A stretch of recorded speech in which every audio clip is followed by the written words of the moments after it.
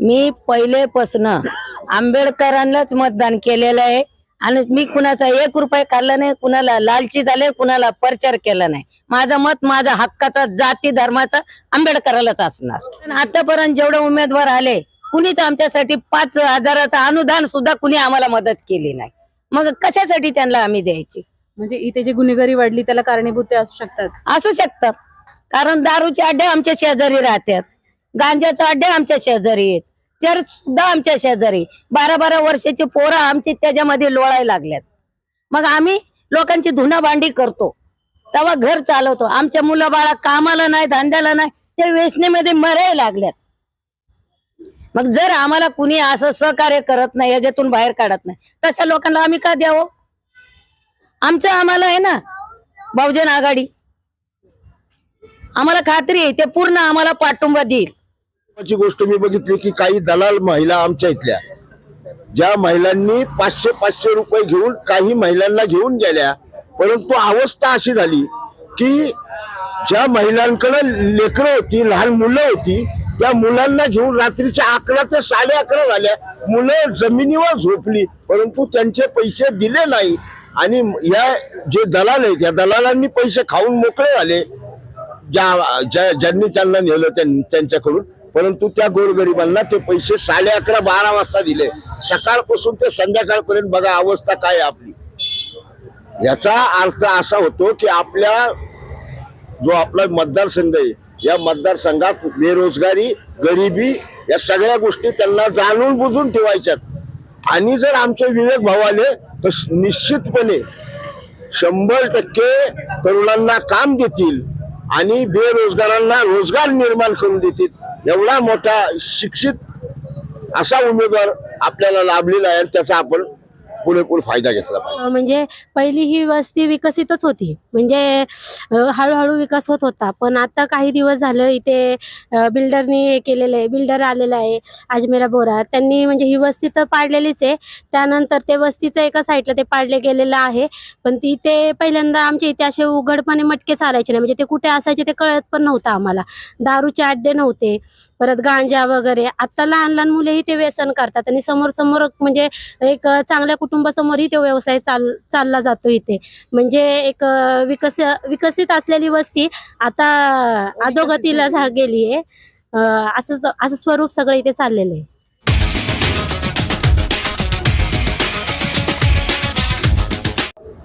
आज आपण वडगाव शहरी मतदारसंघामध्ये उभे आहोत।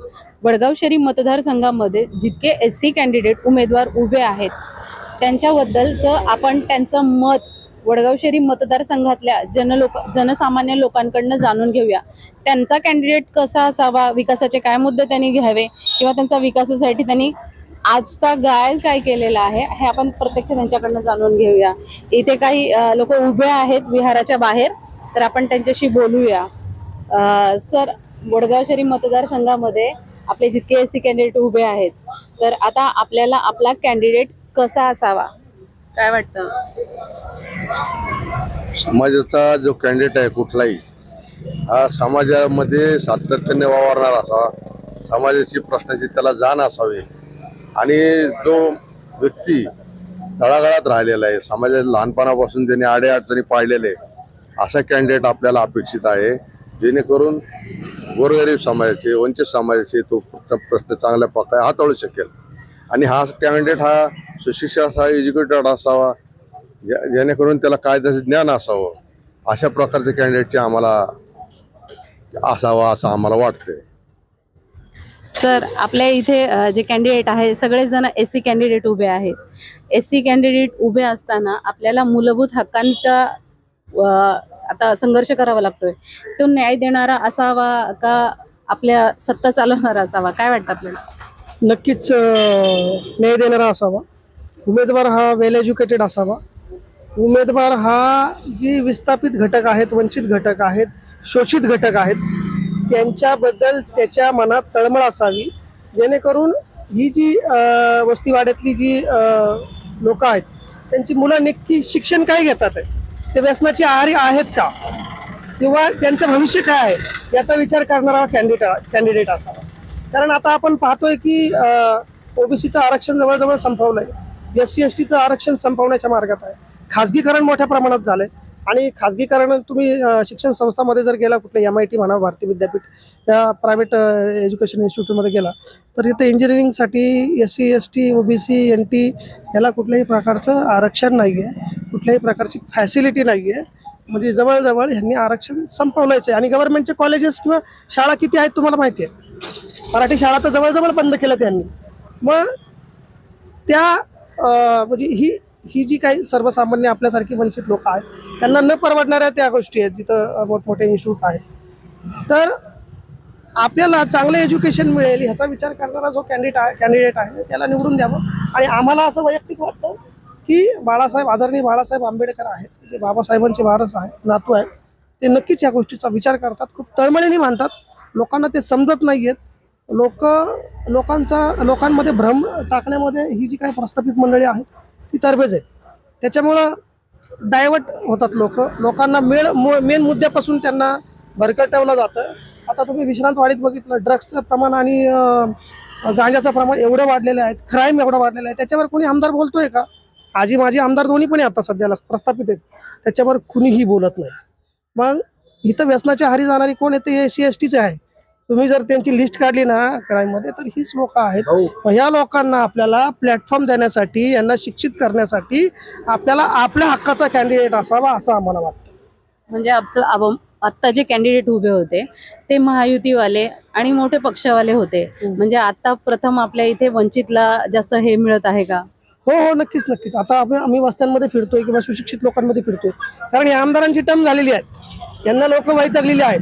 यांची काय कामं आहेत ती लोकांनी पाहिलेली आहेत. लोकांना बदल हवा आहे नक्कीच. आणि नक्कीच आता वंचित बहुजन आघाडीचा उमेदवार आहे जो विजयाच्या दिशेने आहे असं आम्हाला वाटतं. मूलभूत हक्कांसाठी आता संघर्ष करावा लागत आहे आणि त्या मूलभूत हक्कांना न्याय मिळवून देण्यासाठी वंचितचे उमेदवार इथे उभे आहेत. सामान्य लोकांचं म्हणणं आहे की आता वंचितला आपण चान्स देऊया आणि न्याय हक्कासाठी ते आपल्याला पुढे नेतील, नक्कीच त्यांना न्याय मिळवून देतील असं त्यांचं म्हणणं आहे. सर, आपल्याला काय वाटतं की आपला कॅन्डिडेट कसा असावा? या वडगाव शहरी मतदारसंघामध्ये आपले सध्याचे जे उमेदवार आहेत 3, त्यापैकी वंचितने दिलेला उमेदवार हा अतिशय विद्याविभूषित आणि शिक्षण घेतलेलं आहे. त्यांचं शिक्षण BCom LLB आहे आणि साध्या जनमानसातून म्हणजे साध्या वस्तीतून राहणारा आणि त्यांच्या समस्या, त्यांच्या अडचणी जाणून घेणारा असा उमेदवार आपण दिला पाहिजे. आणि वंचितचे उमेदवार श्री विवेकजी लोंढे हे त्या समाजातून म्हणजे ह्या वस्तीतून राहिलेले आहेत. त्यांना इथल्या सर्व अडचणी आणि समस्यांची जाण आहे आणि त्यांचं शिक्षण आणि कायद्याचं शिक्षण यामुळे ते सर्वांच्या समस्या व्यवस्थितपणे आपण जर त्यांना निवडून दिलं तर ते प्रत्येक ठिकाणी मांडू शकतील आणि त्या समस्या सोडवू शकतील. असाच एक शिक्षित उमेदवार आपल्याला आता पाहिजे जेणेकरून आपला सर्वांगीण विकास या मतदारसंघातून घडवला जाईल आणि ते पूर्णपणे सामर्थ्यशील आहेत असं माझं म्हणणं आहे. आता लोकांना अशिक्षित कॅन्डिडेट नकोय, त्यांना शिक्षित उमेदवार हवा की जो विधानसभेमध्ये जाऊन आपल्या सामान्य लोकांचं म्हणणं तिथे मांडेल. त्यामुळे वडगाव शहरी मतदारसंघामध्ये एकंदर पाहता इथे वंचितच्या जे उमेदवार उभे आहेत त्यांना असा पॉझिटिव्ह असं कल दिलेला आहे इथल्या लोकांनी. अजून आपण याच भागामध्ये अजून काही थोडेसे ज्येष्ठ नागरिकांना पण विचारूया की अद्याप केलेल्या कार्यकर्त्यांचं काम आणि आता त्यांचा कल कुणाकडे आहेत. सर, आता आपण वडगाव शहरी मतदारसंघामध्ये इथून मागे जे नेते होते किंवा जे आपण त्यांना निवडून दिलं होतं त्यांनी आजपर्यंत काही कामं केलेली हे आपल्याला माहितीच आहे. आता काही उमेदवार उभे आहेत, आपल्याला कसा उमेदवार हवा? आता वडगाव शहरी मतदारसंघात आपल्याला उमेदवार असा असावा की जो या स्लम एरियापासून तर उच्च राहणाऱ्या रहिवाशांपर्यंत त्याचा दृष्टिकोन हा विकासाचा असावा. याच्या आधीचे आमदार जे होते ते आमदार इथं असणारे बिल्डर यांच्याशी संगनमत करून जे जागोजागी पाणी जे मेन रोडला म्हणजे आपल्या धानुरी रोडला म्हणा, लोहगाव रोडला म्हणा, जे पाणी साचतं ते पाणी साचण्याचं कारण एक आहे की ते कारण बिल्डरशी संगनमत करून जो नैसर्गिक प्रवाह आहे पाण्याचा तो प्रवाह बंद करून बिल्डिंगला परमिशन देणं, कॉर्पोरेशनच्या अधिकाऱ्यांशी संगनमत करणं आणि त्यामुळं ज्यांनी आपली 1 गुंठा अर्धा गुंठा जी कष्टाने घेतलेली जागा आहे त्यांच्या घरात सुद्धा पाणी शिरायला सुरुवात झालेली आहे. कारण त्याचं असं आहे की ते नैसर्गिक जो प्रवाह आहे तो बिल्डर आणि इथला असणारे आमदार हे दोन्ही मिळून दोघांची मिलीजुली हे होऊन याच्यामुळं या लोकांना त्रास होतो. आणि झोपडपट्टीमध्ये जर बघितलं तर ड्रेनेज लाईन म्हणा, कारण ड्रेनेज लाईनचा हा प्रश्न आत्ताचे जे आमदार आहेत त्यांनी तारांकित विधानसभेत मांडला होता, परंतु त्याच्यावर कुठल्याही गोष्टीच्या प्रक्रिया झालेली नाही. ड्रेनेजची इतकी गैरसोय आणि बिल्डर आणि आमदार यांनी मिळून या सर्व जे स्लम एरिया आहेत या स्लम एरियामध्ये यसारी आणण्याचा घाट घातलेला आहे. आता हा यसारी आणण्याचा घाट याच्यासाठी आहे की ही सगळी दलित मंडळी आहे, ही आंबेडकर विचारांची मंडळी, यांना उद्ध्वस्त करण्यासाठी ह्या ज्या सगळ्या गोष्टी बिल्डरच्या चाललेल्या आहेत. बिल्डर हा स्वतःच्या याच्यावर चालत नाही तर त्याला आमदाराचा सपोर्ट असल्याशिवाय तो या सगळ्या गोष्टी करत नाही. म्हणून आम्हाला जो उमेदवार असावा, आता हे जे आता आजी आमदार आहेत ते फक्त डिप्लोमा झालेले 10वी पास झालेले आहेत आणि त्याच्या आधीचे जे आमदार होते जे बापूसाहेब पठारे हे 8वी पास आहेत. पण वंचित बहुजन आघाडीकडे असणारा उमेदवार हा उच्च शिक्षित आहे, BA MA LLB LLM एवढ्या डिग्र्या घेतलेला माणूस आहे. आणि हा पोरगा हा युवा आपल्या वडगाव शहरी मतदारसंघात आलेला आता आपल्याला आपल्या काम करण्याचा आपल्याला हे आलेला आहे, चान्स आलेला आहे, आपल्याला योग आलेला आहे. म्हणून तुम्ही आता असं म्हटलं की जे आता तुम्ही आता नाव घेतलं तर एवढं असून पण त्यांच्या रॅलीमध्ये तुमचीच मुलं फिरतात. हे बा, आता तुम्हाला एक सांगतो, आता प्रस्थापितांची एक फॅशन झालेली आहे की जे गोरगरीब आहेत, जे बेकार आहेत, जे बेरोजगार आहेत, याच्यावरून आपल्याला कळतं की बेरोजगार किती आहेत. आणि ही जी बेरोजगारी आहे ही बेरोजगारी त्यांना तुमचा रोजगार तुम्हाला द्यायचा नाही, तुम्हाला बेरोजगार ठेवायचं आहे जेणेकरून ते तुमच्या मागे त्यांच्या रॅलीमध्ये फिरतील. काल परवाची गोष्ट मी बघितली की काही दलाल महिला आमच्या इथल्या ज्या महिलांनी 500 रुपये घेऊन काही महिलांना घेऊन गेल्या, परंतु अवस्था अशी झाली की ज्या महिलांकडे लेकरं होती, लहान मुलं होती, त्या मुलांना घेऊन रात्रीच्या 11 ते 11:30 झाल्या, मुलं जमिनीवर झोपली, परंतु त्यांचे पैसे दिले नाही. आणि या जे दलाल आहेत या दलालांनी पैसे खाऊन मोकळे झाले ज्यांनी त्यांना नेलं त्यांच्याकडून, परंतु त्या गोरगरिबांना ते पैसे 11:30 12 वाजता दिले. सकाळपासून ते संध्याकाळपर्यंत बघा अवस्था काय आपली. याचा अर्थ असा होतो की आपल्या जो आपला मतदारसंघ आहे या मतदारसंघात बेरोजगारी, गरिबी या सगळ्या गोष्टी त्यांना जाणून बुजून ठेवायच्यात. आणि जर आमचे विवेक भाऊ आले तर निश्चितपणे 100% तरुणांना काम देतील आणि बेरोजगारांना रोजगार निर्माण करून देतील. एवढा मोठा शिक्षित असा उमेदवार आपल्याला लाभलेला आहे, त्याचा आपण पुरेपूर फायदा घेतला पाहिजे. जसा रोजगारीचा प्रश्न आपण आता सांगितला तसेच प्रकारे वडगाव शहरी मतदारसंघामध्ये काही अश्लील पदार्थांचा पण साठा मिळाला होता. हा साठा ज्यावेळेस मिळाला या वडगाव शहरी मतदारसंघामध्ये ड्रग्स सापडली, ड्रग्स. आणि पेपरला होतं की 500 कोटी रुपयाचं ड्रग्स सापडले. हे काही साधं काम नाही. आणि या सगळ्या गोष्टी हे जे प्रस्थापित आहे या प्रस्थापितांच्या म्हणण्यानुसार या सगळ्या गोष्टी चालत असतात. म्हणजे कसं की जे सत्ता करणारे आहेत ते सत्ताधारी आहेत, ते सत्ताधारी झोपडपट्ट्यांमध्ये अनेक वाईनशॉप वाढवा, दारूचे धंदे वाढवा, गांजाचे धंदे वाढवा, जेणेकरून ही सगळी लोक निर्बुद्धी राहतील आणि गांजा, ड्रग्स, दारू या सगळ्या नशेत राहिली पाहिजेत. त्याचा फायदा आम्हाला झाला पाहिजे. दुसरी गोष्ट एक सांगतो मित्रांनो की आता जे वंचित बहुजन आघाडीची जी रॅली झाली किंवा ही जी बैठक झाली या बैठकीला कुणी 1 रुपयाचं त्यांच्याकडून आमिष नाही हे केलं. आज ज्या रॅल्या चालल्या त्या 500 रुपये 1000 रुपयांनी चाललेल्या आहेत. स्वतःचा खर्च करून उमेदवाराच्या मागे आम्ही आज कमीत कमी 1 महिना झालं फिरतोय, परंतु आमचा उमेदवार बी तशाच पद्धतीचा आहे आणि आम्ही सर्व जी लोक आहे ते आम्ही स्वाभिमानी लोक आहोत. आपण पाहिलेला आहे वडगाव शहरी मतदारसंघातला जो काही मध्यमवर्गीयांचा प्रश्न आहे, मध्यमवर्गीयांचा प्रश्न सोडवण्यासाठी आता सगळ्यांचा कल हा बाळासाहेबांकडे आहे आणि त्यांनी उभे केलेल्या कॅन्डिडेट वरती आहे. आणि जसं यांनी सांगितल्याप्रमाणे की बेरोजगार त्यांना करून ठेवायचे आहे ह्या भागामध्ये. त्यांना कॅन्डिडेट असा हवाय जो ह्या रोजगाराबद्दल बोलेल किंवा आता जे अनधिकृत जी कामं झाली ह्या भागामध्ये ते थांबवण्याचं काम करेल. त्यामुळे एकंदर पाहिलं तर ह्यांचा कल हा बाळासाहेबांना जिंकवण्याच्या मागे आहे आणि त्यांचा जो उमेदवार उभे आहे तो जो वेल एज्युकेटेड आहे त्या कॅन्डिडेटच्या मागे हे संपूर्ण स्वखर्चाने ते तिथे उभे आहेत. वडगाव शहरी मतदारसंघातील काही वस्त्या पण इथे आहेत. आपण वस्त्यांमध्ये त्या लोकांचं म्हणणं ऐकूया. आपण इथे ज्या वस्तीमध्ये आलेलो आहे त्याची दुरावस्था आपण इथे पाहिलेली आहे.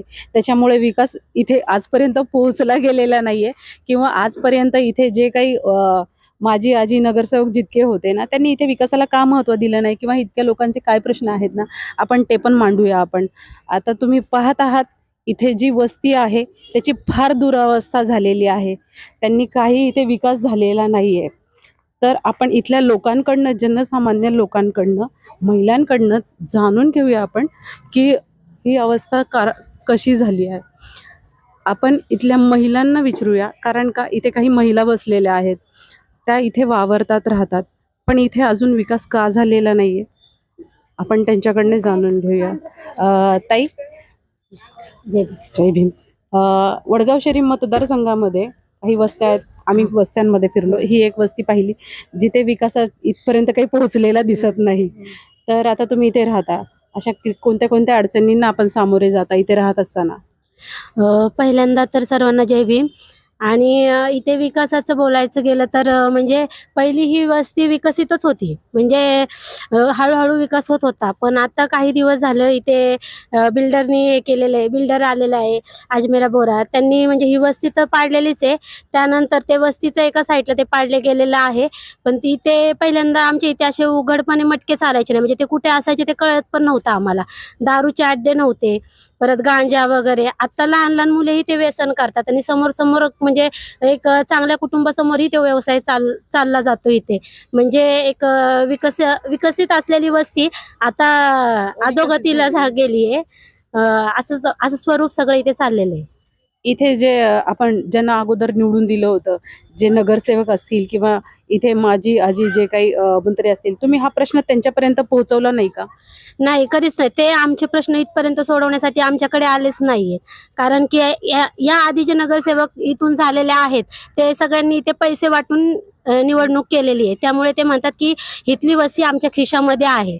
त्यामुळे आता आम्हाला असा उमेदवार पाहिजे की जो आमच्यासाठी लढणार आहे, जो आमचे प्रश्न दुसऱ्यांसमोर मांडणार आहे, असा उमेदवार पाहिजे. कारण याच्या आधीचे उमेदवार गेलेले आहेत ना, काही लोकांनी म्हणजे इथे पैसे देऊन मतदान केलेलं आहे. पण आमच्यासारखे लोक आहेत की जे प्रामाणिकपणे मतदान करतात आणि मग ते गव्हासंगत किडे पण रगडले जातात. त्या प्रकारे त्यांच्यामुळे आमच्यापर्यंतही काही सुविधा पोहोचत नाही. असं झालेलं आहे इथे. म्हणजे इथे आपल्याला विचारायला ते इथे जेव्हा मत पाहिजे तेव्हाच आले होते, त्याच्यावरती आजपर्यंत आलेले नाही. वस्तीत त्यांनी पायही ठेवलेला नाही. याच्या आधीचे जे नगरसेवक झाले ते वस्तीत त्यांनी पायही ठेवलेला नाहीये. फक्त मतदानाच्या वेळेस येऊन हात जोडून गेलेले आहे सगळ्यांसमोर, इतकंच केलेलं आहे. आपण पाहिलेलं आहे गव्हाबरोबर जसं किडे रगडले जातात त्याप्रमाणे काही लोकांची मतं त्यांनी विकत घेतली आहे आणि त्याच्याबरोबर जी प्रामाणिक मतं ज्यांना खरोखरच विकास हवा होता त्यांचा विकास अद्याप झालेला नाही. ताई, आपली लहान मुलं वगैरे इथे खेळतात, अशी वस्तीची आता अवस्था झालेली आहे. आता आपल्याला उमेदवार कसा हवा की जो आपला विकास करेल? असा उमेदवार पाहिजे आम्हाला की आमच्या मुलांचं भवितव्य पुढं घडलं पाहिजे चांगल्या प्रकारे. जसं सोसायटीतली मुलं असतात तसं आमच्या मुलांचं भवितव्य घडलं पाहिजे, असा आम्हाला उमेदवार पाहिजे. आणि जो लाच न खाणारा, प्रामाणिकपणे आमच्या बरोबर लढणारा असा उमेदवार पाहिजे. म्हणजे तुमच्या पाठीशी उभा राहणार असा उमेदवार पाहिजे, आमच्या हक्कासाठी लढणारा पाहिजे. पण म्हणजे काही लोकांनी जे मतांसाठी पैसे घेतले आणि त्यांना मतं दिली आणि त्याच्यामुळे ते निवडून आले, मग आता यावेळी असं काही होणार नाहीये? असं असं लोक सर्रास पैसे घेतात आमच्या कारण ज्यांनी पैसे घेतले ते पण आता ह्या अधोगतीला ते पण फेस करतात आहे. हो सर्रास लोक पैसे घेतात समोरासमोर, असे भीत पण नाही. म्हणजे पहिले तरी चोरून घ्यायचे, पण आता समोरासमोर पैसे घेतात ते. अशा आम्हालाच खंत वाटते की किती निर्लज्जपणाचा हा कळस झालेला आहे की समोरासमोर पैसे घेतात लोक. लाज सुद्धा त्यांना वाटत नाही की आपण हे पैसे घेतोय आणि मत तर ते त्याला पण देत नसतील अशी खात्री आहे. कारण लोक एवढे निर्लज्ज झालेत ना की पैसे घेतात आणि मत पण दुसऱ्याला देतात, की असं प्रामाणिकपणा पण नाही त्यांच्याकडे की ज्याचे घेतलेत की त्यालाच द्यावं, असं पण नाहीये. इथून मागे जे उमेदवार आले ते महायुती सरकारचे होते, म्हणजे जनसामान्य मध्यमवर्गीयांचा विचार करणं होता. आपल्या भागामध्ये आता वंचितचे पण उमेदवार आहेत. आपला कल कोणाकडे असेल आता? आमचा कल तर वंचितकडेच आहे. आम्ही पहिल्यापासून म्हणजे डोळे झाकून आम्ही त्याच माणसाला येऊ अगर न येऊ, पण आमचा प्रामाणिकपणा आम्ही त्याच्याशीच निगडीत ठेवलेला आहे. आपण पाहिलेलं आहे. इथल्या लोकांचंही म्हणणं तेच आहे की आमच्या मध्यमवर्गीयांचा विकास करणारी आता एकच व्यक्ती इथे आहे, ती म्हणजे वंचित बहुजन आघाडी. बाळासाहेबांना त्यांना पाठिंबा देण्याचं त्यांनी आता ठाम केलेलं आहे. कारण आज त्यांना त्यांचं मताची किंमत कळलेली आहे की कवडी मोलाला हे मत दिल्यावरती काय अधोगती होते. आता त्यांना विकास हवा, या विकासासाठी त्यांचा पूर्ण पाठिंबा बाळासाहेबांनाच आहे. तरी पण आजी माजी जे नगरसेवक होते यांनी इथे विकासाला म्हणजे पूर्ण पोहोचूच दिलेलं नाही असं पण म्हणता येईल आपल्याला. आता या विकासासाठी आपण अजून काही महिलांचे मत घेऊया. ताई, आपल्या इथे विकास पोहोचलेला दिसत नाही आहे. काही लोकांनी मतं विकली पण आहेत. काही लोकांचं मत आता बाळासाहेबांना पाठिंबा देण्याचं आहे कारण त्यांना विकास हवा. आपलं काय म्हणणं आहे? हो, आमचा पण तोच पाठिंबा आहे बाळासाहेबांनाच. एकनिष्ठ आम्ही त्यांच्यासाठीच आहोत आणि तेच करणार आम्ही. तुमचं काय म्हणणं आहे की आजपर्यंत जेवढे आजी माजी होते त्यांनी विकास पोहोचू दिला नाही किंवा त्यांच्यामुळे इथलं गुन्हेगारी जो आहे ना ती वाढत चाललेली आहे? हो, खूप गुन्हेगारी वाढत चाललेली आहे. त्या साईडला ना खाली जे बुद्ध विहार आहे ना तिथं रिक्षामध्ये अगदी छोट्या मुलांपासून तर वयस्करपर्यंत रिक्षामध्ये बसतात आणि त्याचं काहीतरी केलं पाहिजे. म्हणजे सगळेजण बघतात रिक्षामध्ये 3-3, 4 जण. 10च्या नंतर सगळेच ह्या वस्तीतली सगळी मुलं, तरुण मुलं सुद्धा ह्याच्यामध्ये त्या विळख्यात अडकलेली आहेत. तर त्याच्यातून बाहेर काढायला कोणीच तयार नाहीये. तर आम्हाला कधी असं नाही का 10च्या नंतर बाहेर पडायचं, कारण ती आमचीच मुलं असतात ना, लाज वाटते. अशी छोटी छोटी मुलं, ती म्हणजे काय 10 ते 15 वर्षाची मुलं सगळे त्या रिक्षात बसलेली असतात. तो खूप घाण प्रकार घडतो. तो पण बंद म्हणजे झाला तो पाहिजे. आता इथे थांबवण्यासाठी तुम्ही कुठे ज्यांना तुम्ही निवडून दिलं होतं इथून मागे, तुम्ही त्यांच्यापर्यंत ही गोष्ट पोहोचवली नाही? नाही नाही, त्यांच्यापर्यंत पोहोचलं नाहीये. ते दिसतंय ना सगळ्यांना, मग त्यांनी पण ते बघितलं पाहिजे ना. ते कोणालाच दिसत नाहीये, पण ते घडतं, रोज रात्री घडतं ते. म्हणजे ज्यावेळेस ते आले होते ते मत घ्यायलाच आले होते, अद्याप इथे पोहोचलेले नाही. अद्याप अजिबात पोहोचलेच नाही, बघितलं पण नाही त्यांना आम्ही. आता कोणाला संधी द्याल? आता वंचित विकास आघाडी. वंचित बहुजन हो, आघाडी. वंचित बहुजन आता लोकांनी ठरवलेलंच आहे की त्यांना विकासच हवाय. त्यांच्या मताची खरी किंमत त्यांना आता कळलेली आहे.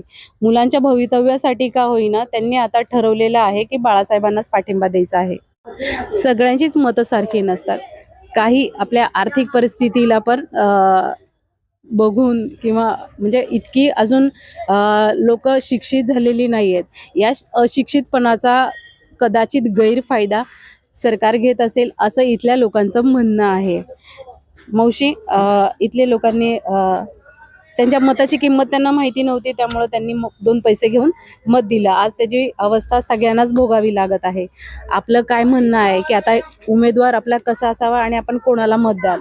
मी पहिलेपासून आंबेडकरांनाच मतदान केलेलं आहे आणि मी कुणाचा 1 रुपये खाल्ला नाही, कुणाला लालची झाले, कुणाला प्रचार केला नाही. माझं मत माझ्या हक्काचा, जाती धर्माचा आंबेडकरालाच असणार. मी एवढं बोलते.